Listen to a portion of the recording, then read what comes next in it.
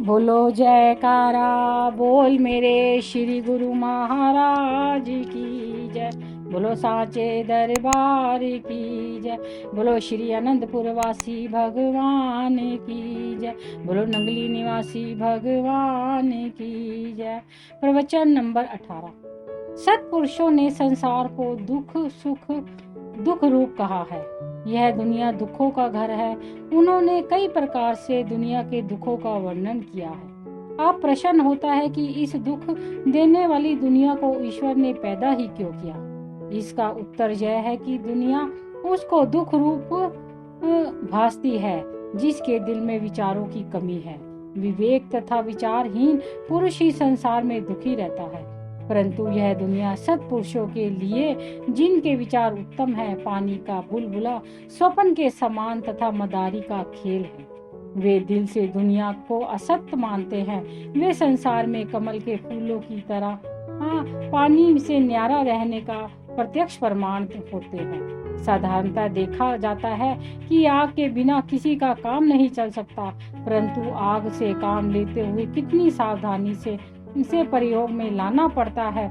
यदि थोड़ी सी गलफत हो जाए तो अग्नि घर के सभी सामान को जला सकती है। आग का काम जलाने का है। जरूरत इस बात की है कि आग को युक्ति से प्रयोग में लाया जाए। 36 व्यंजन पकाने से सब काम आग पर ही किए जाते हैं, परंतु युक्ति पूर्वक। आग से अपने आप को भी बचाते हैं और इससे काम भी लेते हैं। इसी तरह संसार में रहकर माया के साथ युक्ति से व्यवहार रखो। बिना युक्ति के वही माया तुम्हें हानि पहुंचाएगी। अर्थात यह दुनिया एक सराय है। सराय में यात्री 1-2 दिन ठहरने के लिए आता है। यहाँ उसका यथोचित साधनों से प्रबंध किया जाता है। यदि वह यात्री सराय को ही घर मान बैठे, वहां से जाने का नाम ही ना ले, तो सराय छोड़कर उसे वहां से जाना ही पड़ेगा। परिणाम यह होगा कि उसका मन उसे दुखी करेगा। अब वही सराय जिससे उसका हृदय से लगाव हो गया है तथा सुख रूपी प्रतीत होती है, वही दुख रूप बन गई। यही अविवेक है और इसी का नाम ही अज्ञानता व भ्रम है। इसी से ही मन सुखी दुखी होता है तथा संसार दुख रूप दिखाई देता है। परम संत श्री कबीर साहिब जी फरमाते हैं, यह दुनिया दोई रोज की मत कर या से हेत, गुरु चरण से लागिए जो पूर्ण सुख दिए। यह संसार 2 दिन की जिंदगी बिताने के लिए मिला है। इससे प्यार करना अपने आप को दुख रूप बनाना है। यदि सुख पाने की इच्छा है तो सद्गुरु की पावन संगति ग्रहण करो, क्योंकि सत्पुरुष ही संसार में रहकर संसार से अलग रहने का मार्ग बताते हैं। वे स्वयं संसार में रहते हुए भी संसार से न्यारे होते हैं। इसी प्रकार प्रत्येक जीव को संसार से न्यारे तथा सुखी रहने की युक्ति बतलाते हैं। अभिप्राय यह है कि दुनिया दुख का रूप नहीं, ना ही परमात्मा ने इसे दुख रूप बनाया है, परंतु हमारा मन ही सुख दुख का कारण बनता है। परमात्मा ने मन बहलाने के लिए संबंधी दिए, शारीरिक सुख ऐश्वर्य के लिए रसों भोग बनाए तथा विभिन्न प्रकार की सृष्टि को रचकर मनुष्य के लिए शारीरिक आवश्यकताओं की पूर्ति तथा प्रमोद का साधन बनाया। परंतु मनुष्य ने इन सब को अपना समझ लिया। उसे अपनत्व ने उसे दुखी कर दिया। जैसे कि गलियों में पड़ी हुई मिट्टी पर गाड़ी चलाओ अथवा पांव के नीचे रौंद दो, इससे किसी को कोई सरोकार नहीं। किसी के दिल में दुख का आभास ना होगा। उसी मिट्टी से कुम्हार ने बर्तन बनाए। उस कुम्हार ने घर के चाहे सारे बर्तन टूट जाए, परंतु किसी के मन में दुख का तनिक भी आभास ना होगा। केवल कुम्हार ही दुख अनुभव करेगा। उन्हीं बर्तनों में से एक बर्तन कोई व्यक्ति अपने घर ले आए और उसके हाथ से गिरकर वह बर्तन टूट जाए तो वह व्यक्ति भी दुखी अनुभव करेगा। बस वास्तविक रहस्य यही है दुख का। जब तक अपनत्व की भावना नहीं आई तब तक सुखी है। अपनत्व की भावना आते ही सुख दुख के रूप बदल गया। ऐसे ही संसार के सभी पदार्थ मनुष्य ने के अपने नहीं है, परंतु मनुष्य ने इसे अपना मान लिया है, तभी दुख पाता है। संत महापुरुष यही उपदेश करते हैं कि संसार में युक्ति से रहो, किसी भी वस्तु या संबंधी से अपना दिल ना अटकाओ। ना ही मालिक ने सृष्टि दिल लगाने के लिए पैदा की है। युक्ति से मुक्ति होती है, युक्ति से यह दुनिया सुख रूप हो सकती है। प्रवचन नंबर 19। मनमुख ने अपने मन को गुरु माना हुआ होता है और दिन रात मन की आज्ञा का पालन करता है। माया में लिप्त जीवों का मन ही गुरु है। जो मन का कहना मानते हैं वे मनमुख होते हैं। 84 लाख योनियां भी मन का कहना मानने पर मिलती हैं। वे लोग मन का कहना मानकर नरकों का सामान एकत्र कर रहे हैं, परंतु जो गुरुमुख होते हैं वे सद्गुरु की आज्ञा व श्री मोज अनुसार सब काम करते हैं। गुरुमुख पुरुष मन की बिल्कुल भी परवाह नहीं करते, क्योंकि मन का कहना मानने में से हानि ही हानि है और यह हानि साधारण नहीं।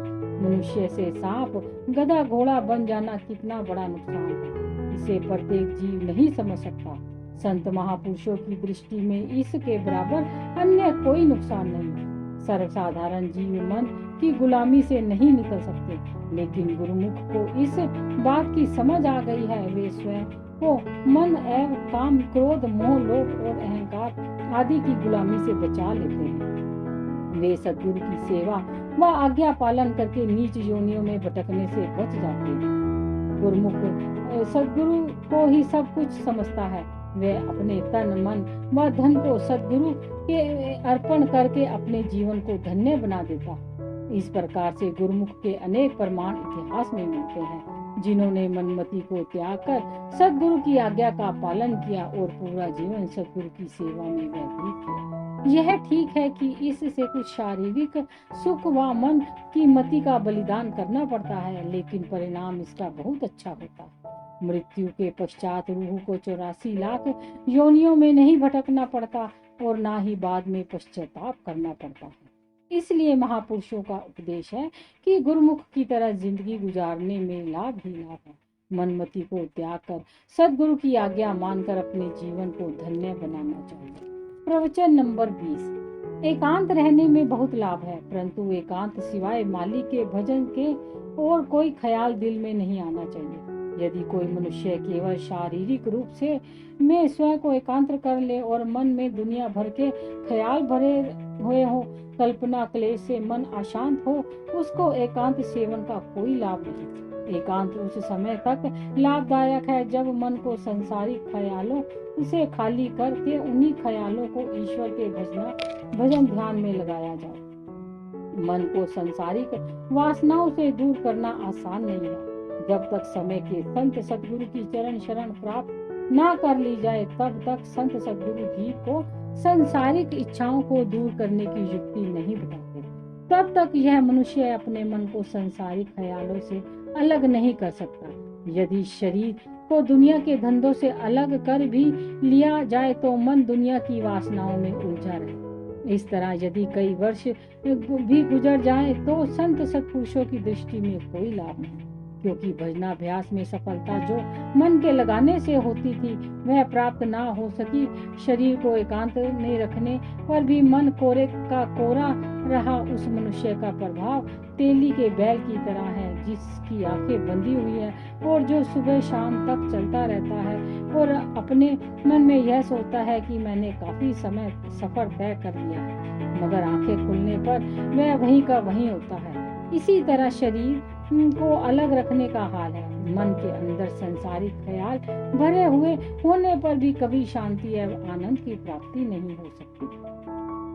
शरीर को एकांत रखने का मतलब यही होता है कि शांति की प्राप्ति हो।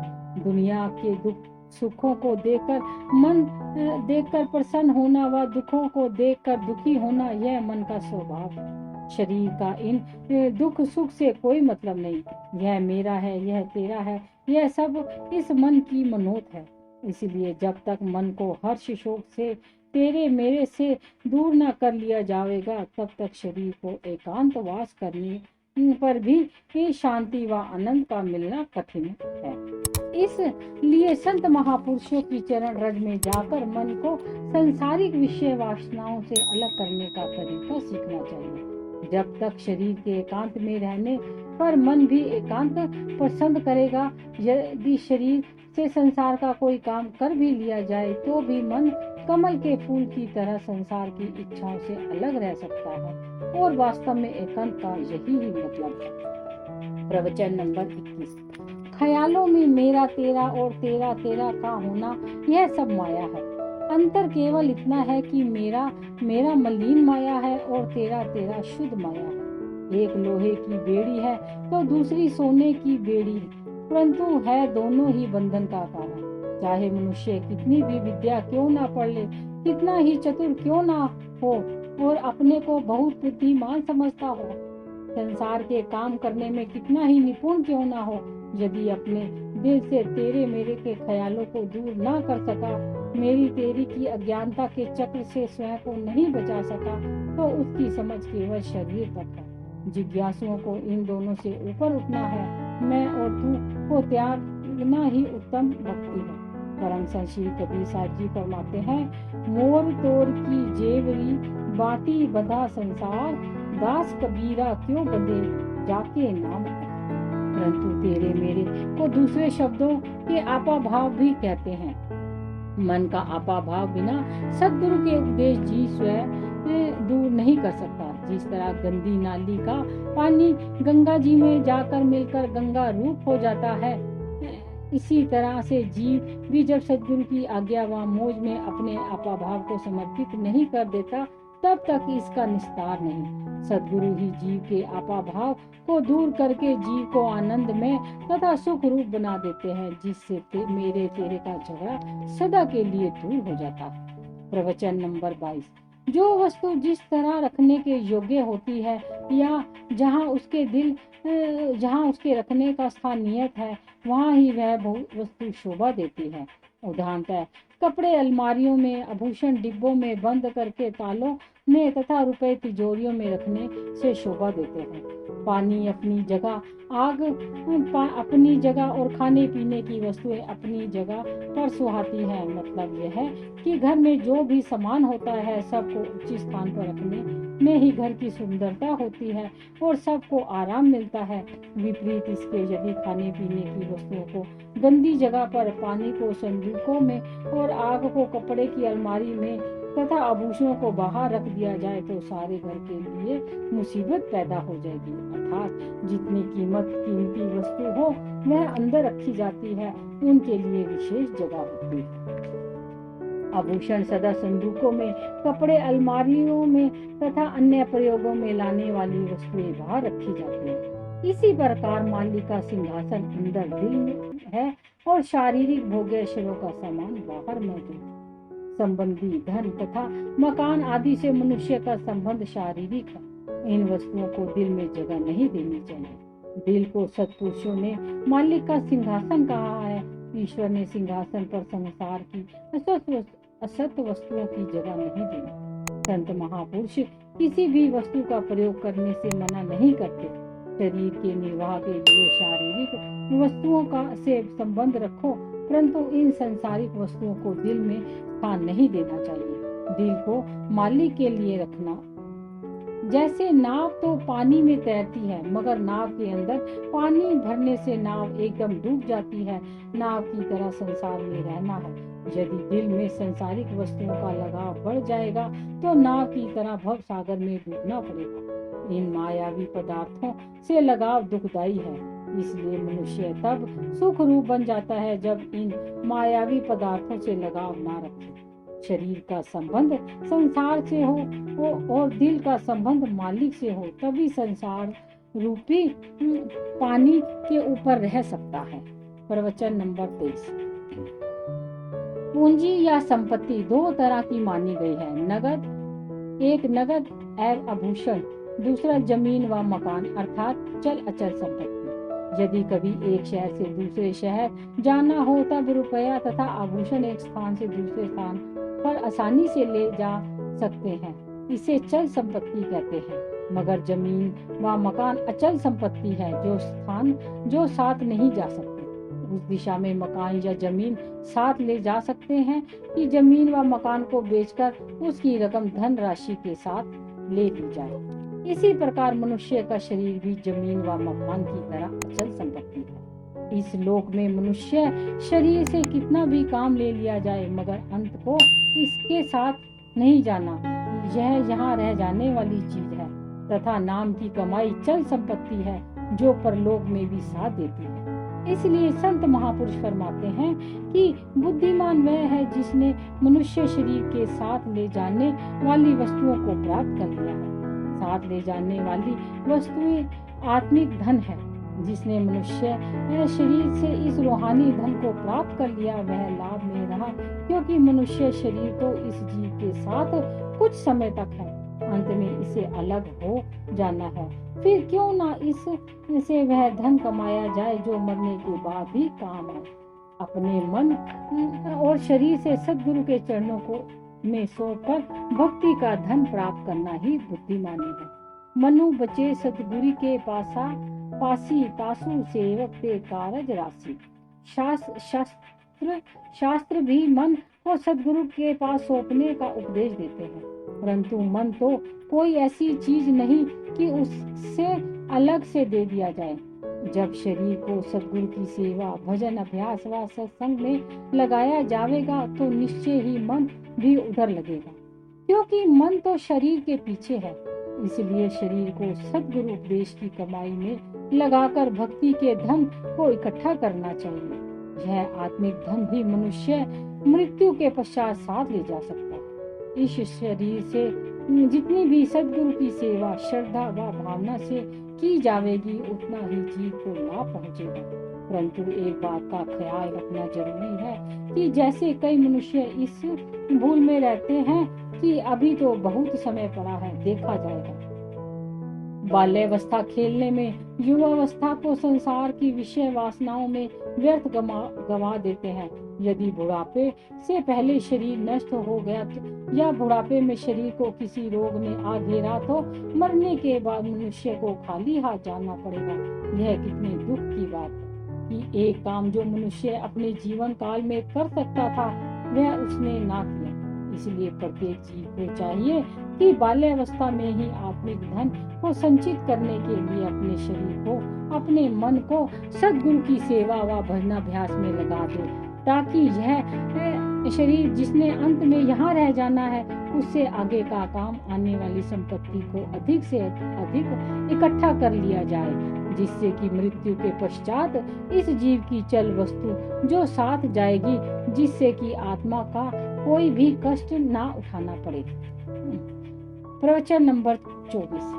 कई लोग हरिद्वार, प्रयागराज, तीर्थों आदि पर जाकर खाने की वस्तु छोड़ आते हैं। वास्तव में बात ऐसे है कि प्राचीन ऋषि मुनियों ने सर्वसाधारण मनुष्यों के लिए किसी तीर्थ या सद्गुरु के चरणों में उपस्थित होते समय किसी वस्तु को छोड़ने की रीति को प्रचलित किया था।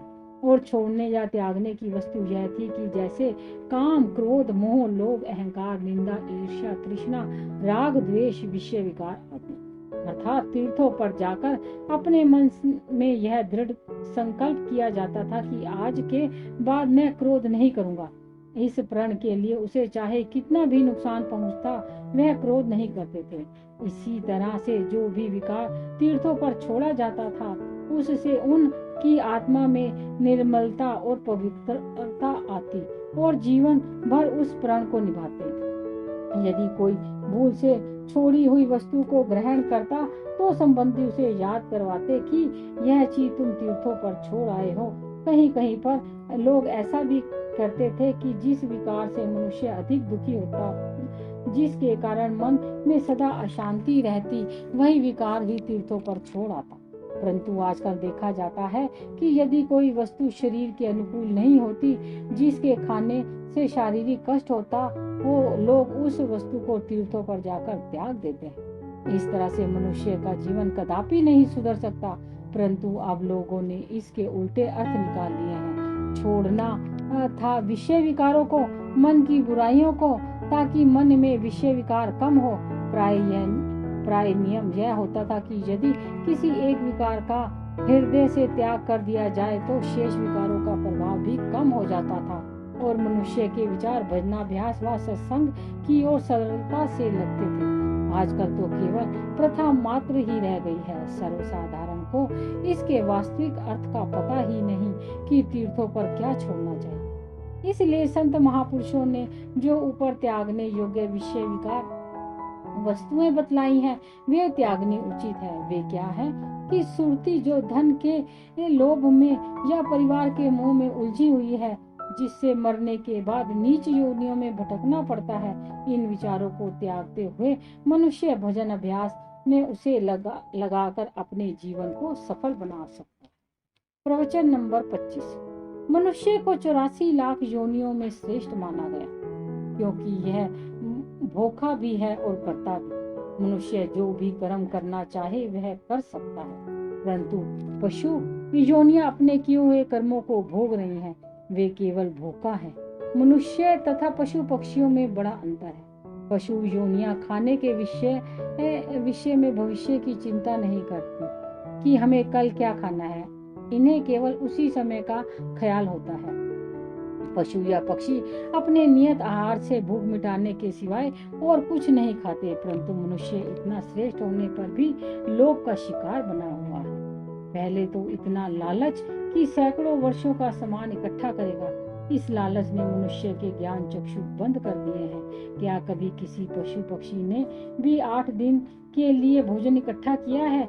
यदि वे संचित नहीं करते तो क्या वे भूखे रह जाते हैं? परंतु मनुष्य को संतोष नहीं। मनुष्य लोभ में इतना घिरा हुआ है कि धन, सामान, मकान आदि के होने पर भी तृप्ति नहीं होती। कितने आश्चर्य की बात है कि पशु पक्षी तो केवल एक समय के खाने के सिवाय दूसरे समय की चिंता भी नहीं करते, परंतु मनुष्य अधिक से अधिक धन इकट्ठा करने पर भी संतुष्ट नहीं होता। लोभ में फंसकर अपने वास्तविक उद्देश्य को भूल बैठा है। मनुष्य जन्म की विशेषता तो तब है जब मनुष्य भोग योनियों में श्रेष्ठ कर्म करे, क्योंकि मनुष्य जन्म श्रेष्ठ कर्म करने के लिए ही तो मिला है। इस जन्म में श्रेष्ठ कर्म ना किए तो फिर कब अवसर मिलेगा?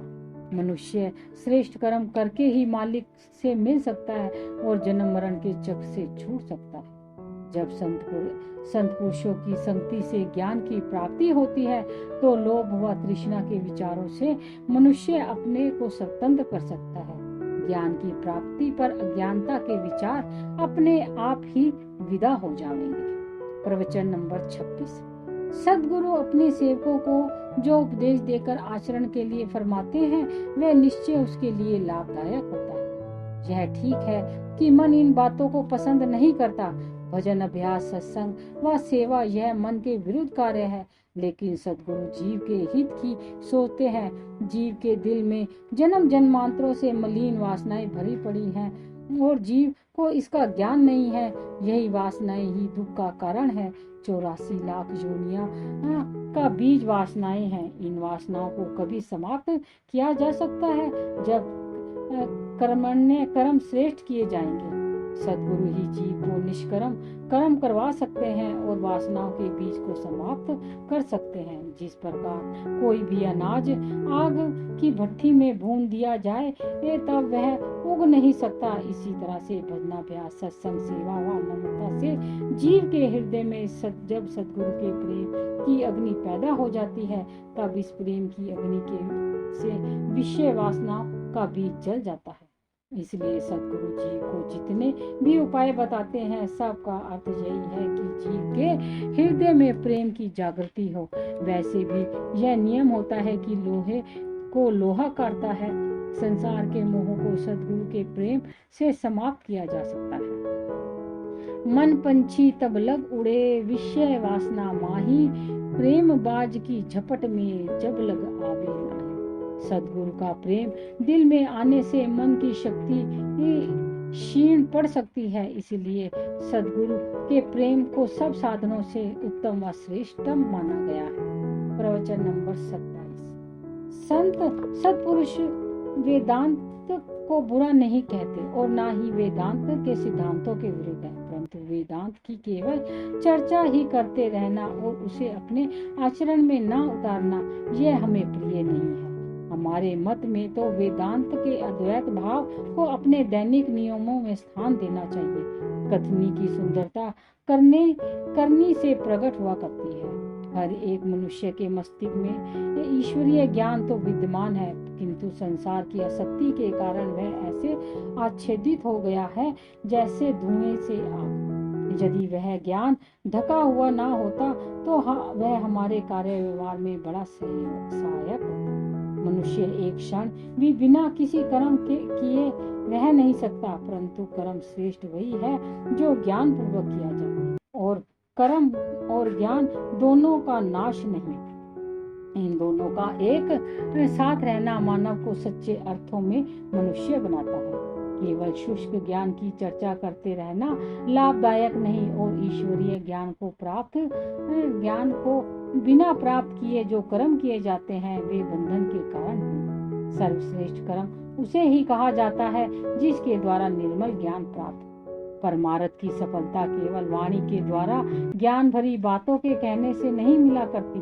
ज्ञान के साथ यदि भक्ति की शक्ति कार्य नहीं कर रही हो तो मानव जीव एक ऐसी गाड़ी में बैठकर जाना चाहता है जिसका एक ही पहिया है, भक्ति की भावनाओं से ओतप्रोत। ज्ञान एक ऐसा हंस है जो दोनों पंखों को फड़फड़ाता हुआ आकाश मार्ग से सीधा निकलकर निज धाम में जा पहुंचता है।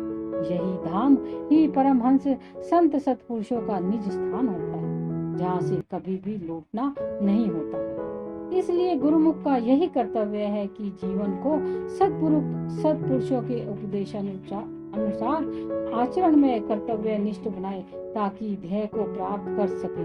इसी को आचरण में वेदांत कहते हैं।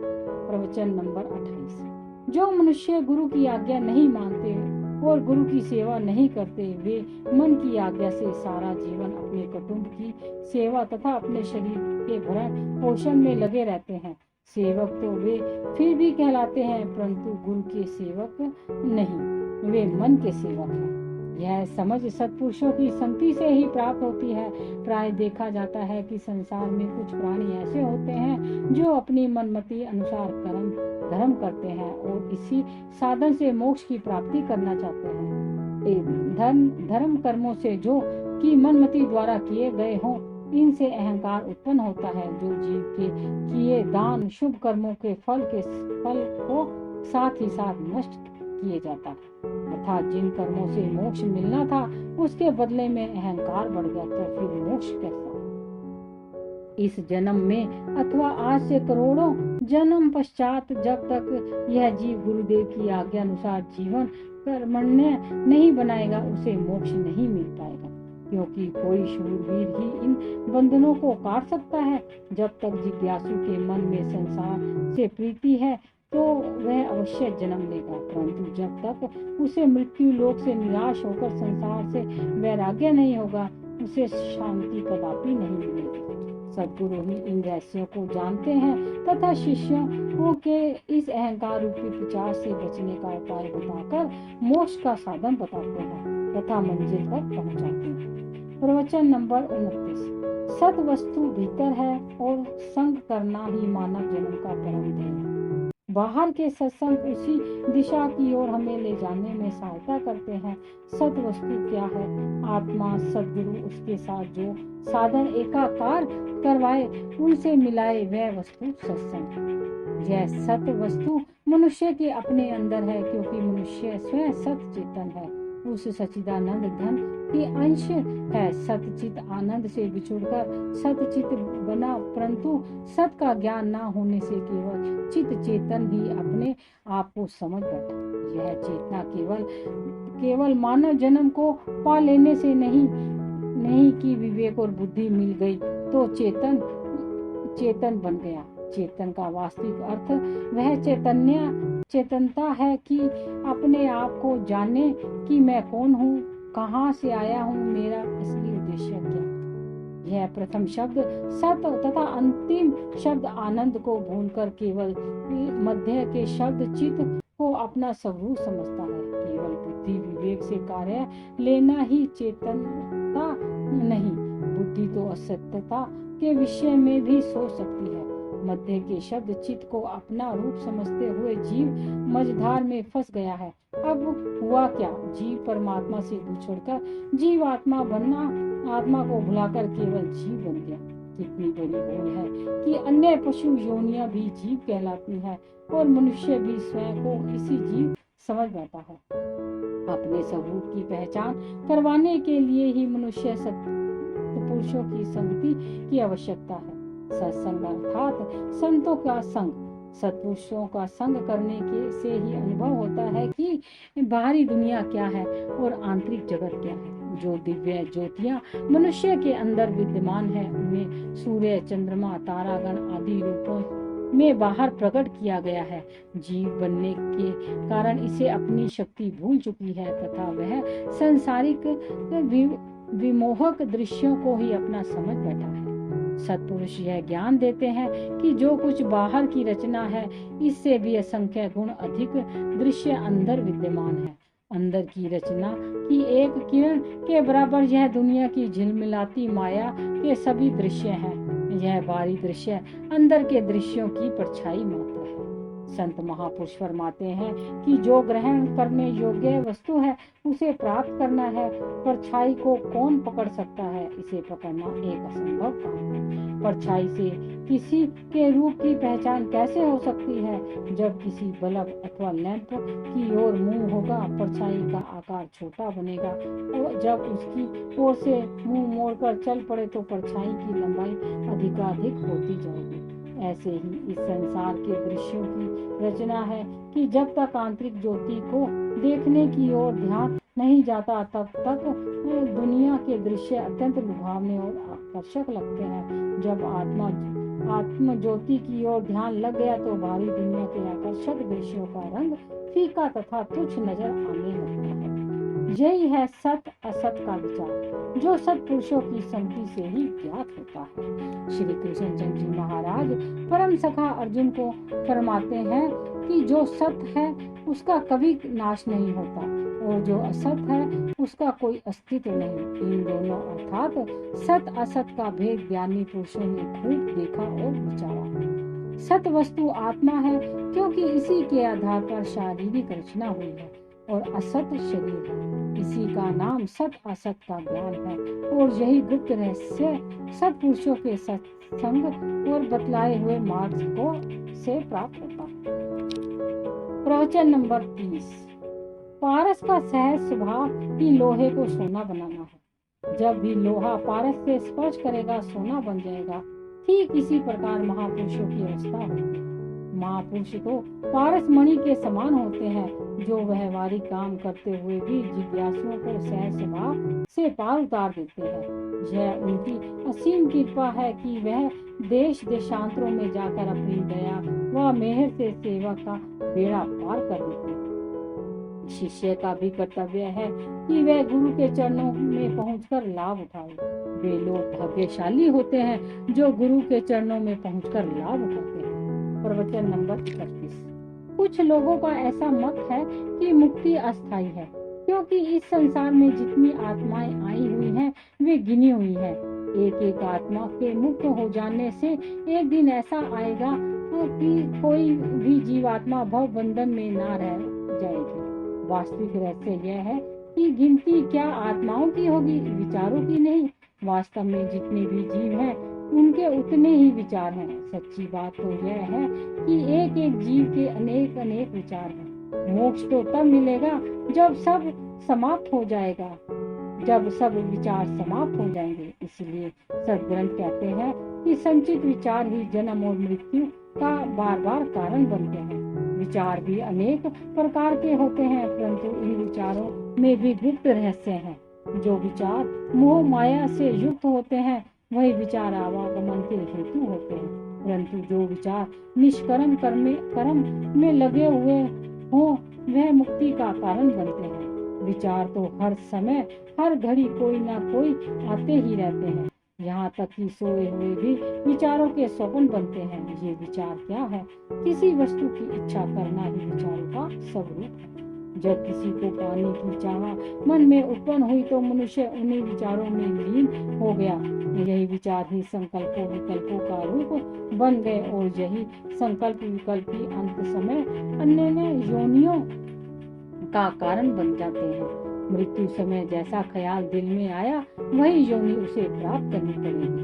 संत परम संत श्री कबीर साहब जी फरमाते हैं, बहुत पसारा जानी कर थोड़े की आस, बहुत पसारा जिन किया तेई गए निराश।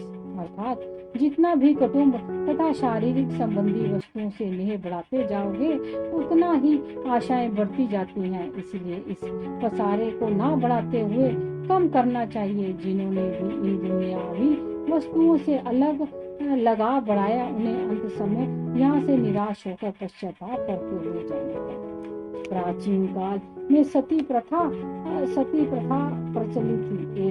एक सती नारी पति की मृत्यु पर उसकी चिता में ही जलकर भस्म हो जाती थी। इस प्रथा को अध्यात्म पक्ष से लिया जाए तो इसका तात्पर्य यह है कि सुरती और शब्द का पत्नी तथा पति का नाता है। सुरती रूपी सती अपने शब्द रूपी पति से एकाकार हो जाने के लिए अपने को तृष्ण वासना काम क्रोध आदि के संकल्प विकल्पों की चिता बनाकर उसमें बैठ जाए।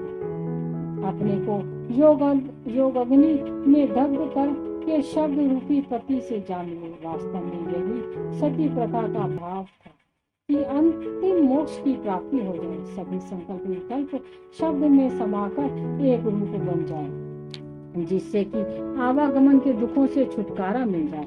परम संत श्री कबीर साहब जी फरमाते हैं, आशा एक जो नाम की, दूजी आस निवार, दूजी आशा मरसी, जो चौपड़ की सा। केवल नाम को जपने की आशा दिल में रख कर दूसरी आशाओं का अंत करना चाहिए।